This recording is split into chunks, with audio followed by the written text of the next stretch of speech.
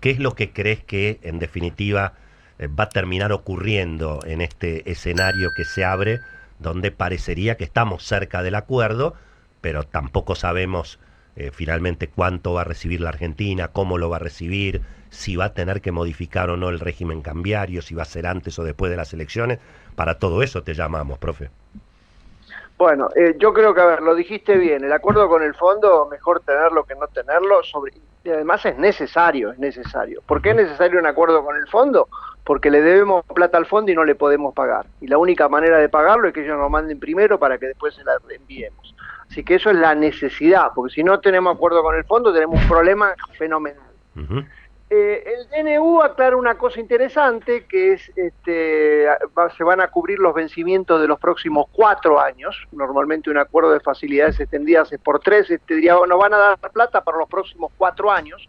Cuando haces la suma de lo que Argentina tiene que pagarle en los próximos 4 años, da un piso de 20.000 millones de dólares, así que uno supone que el piso del financiamiento es 20.000, no para gastarlo en cosas internas, sino para pagarle a ellos. Y además se aclara, bajo ese asiento contable que no tiene mucha relevancia macroeconómica de las letras intransferibles, que Argentina recibiría algo más que 20.000, o me corrijo, que los vencimientos de 4 años que equivalen a 20.000, para tener en reserva, porque como vos bien dijiste, tenemos reservas negativas. Son reservas que algún día va a haber que devolver, o sea, cuando uno pasa de reservas negativas a reservas positivas, porque la plata te la prestaron, no es una engaña pichanga, porque te están financiando a largo plazo, pero hay que devolverlo. La única manera relevante de recomponer reservas es que el mercado cambiario esté superavitario. Y eso, como vos bien dijiste, depende de nosotros, no depende del fondo, aunque el fondo te van a pedir, no voy a decir a imponer, un conjunto de políticas económicas que tengan como resultado 3 cosas: que haya superávit fiscal, que es claramente donde esta administración ha mejorado, ha creado un margen de maniobra, y donde si hay que discutir cosas son cosas menores o cosas a futuro; que haya un régimen monetario que permita que la tasa de inflación baja. Y si bien acá en el régimen monetario, en la política monetaria, hay que distinguir muchísimo entre lo que se dice y lo que se hace, sí, claro. Yo creo que lo que se hace en materia de política monetaria está bien, porque hay una gran incertidumbre. Pero queda la tercera cuestión, que el DNU lo menciona, es la primera vez que esta administración menciona con tanta contundencia esto, que es la necesidad de acumular reservas internacionales, o sea, y es donde claramente está el talón de Aquiles de este programa. El acuerdo con el fondo está demorado. Argentina debió haber sacado este acuerdo segundo semestre del año pasado. Pensá que desde julio, agosto del año pasado que le pagamos al fondo y no recibimos plata. En febrero le pagamos y no recibimos plata. Así que estamos atrasados en ese sentido. Y bueno, en el numerito de las reservas internacionales, de cómo se va a hacer para acumular reservas, bueno, ese es el número del millón. ¿Qué modificaciones cambiarias? ¿Qué modificaciones de régimen? Yo estoy más preocupado con el régimen que con el nivel del tipo de cambio. Ahí vos sabés que hemos tenido algunas diferencias vos y yo a lo largo del tiempo. Yo creo que la liberación del mercado cambiario tiene que ser la frutilla de la torta. Siempre lo hemos creído, siempre, en 2015, en 2019. No es lo primero, es lo último que se hace cuando ya está todo bien diseñadito. Parecería que el gobierno compró eso. Por supuesto, fue el primer aplauso que hice el 10 de diciembre, en el sentido de que no se empezó como en 2015, liberando el mercado cambiario, creyendo que a los mercados los domás como así nada. Primero lo fiscal, después lo monetario, y una secuencia en el orden de la reforma. Entonces, la liberación del mercado es lo último. Si la liberación del mercado es lo último, va a haber 2 tipos de cambio. Va a haber 2 tipos de cambio por definición, porque no va a haber libertad absoluta. Y ahí es donde yo tengo una también visión levemente diferente. Para mí el dólar de 1100 tan mal no está, mal no está. Está mal porque en el mundo están pasando cosas. En realidad lo que está mal es la relación peso real, peso euro, peso soja, porque el mundo no joroba con un real débil, con un euro débil y con una soja débil. Pero el peso dólar tan mal no está. ¿Sabes por qué? Porque el mercado de 1100 está superavitario. Si el mercado de 1100 es el que en donde el Banco Central compra. El problema se origina en el otro, en el del 1200, porque en la política económica se emperró en querer tener una brecha baja.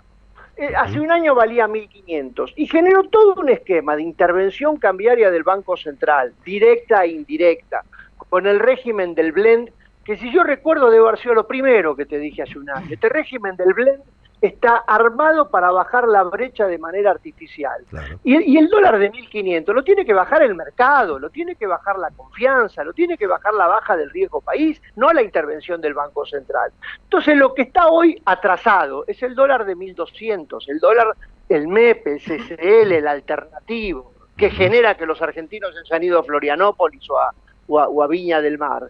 Y no tanto el de 1.100, que podríamos discutir. A mí me gustaría más que esté en 1.200 que en 1.100, Sí, pero bueno, eso no cambia. es en el mar. Ahora, dijiste muchas cosas. Hay una que me llamó la atención al principio, porque el gobierno presenta la ingeniería financiera esta de recibir los dólares del Fondo Monetario y capitalizar el Banco Central. Es decir, que la deuda que hoy tiene el Banco Central con el Tesoro se va a ir, bueno, de alguna manera atendiendo, ¿verdad? Y que si el Tesoro le devuelve los dólares que le sacó al Banco Central, abracadabra, se resuelven todos los problemas de la Argentina. Eso es lo que dice el gobierno. Y vos decís que es un asiento, vos decís que es un asiento contable para la gilada, ¿o no? ¿Entendí mal? A ver, lo importante es que el Banco Central recibe reservas. Eso, primero, la primera parte del acuerdo, el grueso, el primer 20.000 es para pagarle a ellos. Está bien. Donde vendrá la Ahora, cuestión... eso no va a venir todo junto, ¿o sí? ¿Puede venir todo junto eso? Entonces, como es los vencimientos de 4 años, tendremos que ver, todo junto no va a venir. Si te prestan el primer año más de lo que pagás, porque el primer año hay que pagar poquito, que es lo que se hizo con Fernández y Guzmán en el acuerdo anterior, entonces el primer año pagamos 3 y capaz que nos prestan 10, por decir algo, y esos 7, ¿para dónde van? Para la reserva del Banco Central. ¿Qué quiere decir que van para la reserva del Banco Central? Es que no van para otra cosa. El asiento de las letras intransferibles es el mecanismo para asegurar que van a la reserva. Yo no lo estoy criticando, estoy diciendo que lo relevante es que la plata queda en las reservas y que no se puede tocar, que no se puede rifar en querer bajar el dólar MEP, que no se puede rifar en que los argentinos se vayan de viaje al exterior o que no se puede rifar en ninguna cosa. Bueno, pero en el pasado, viste que en el pasado un poquito siempre se rifaron, digamos. Bueno, ese es el tema. La palabra en inglés es front loading. Front loading es te lo desembolso de entrada o backloading, te lo desembolso después, después que hiciste las cosas. ¿Qué viene? ¿Primero te doy la plata y después haces las cosas o primero haces las cosas y después te doy la plata? Va a ser un miti-miti, te van a dar primero un poquito, lo tenés que guardar, no lo podés rifar. Y sobre todo, dos cosas. Primero lo que te dije antes, acumular reservas internacionales. Generar un régimen cambiario donde el Banco Central acumule reservas internacionales, no las venda en el MEP para tener una brecha.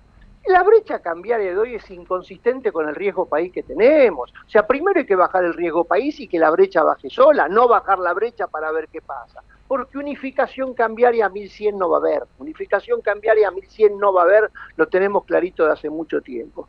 Entonces, el acuerdo con el fondo es un gran paso adelante.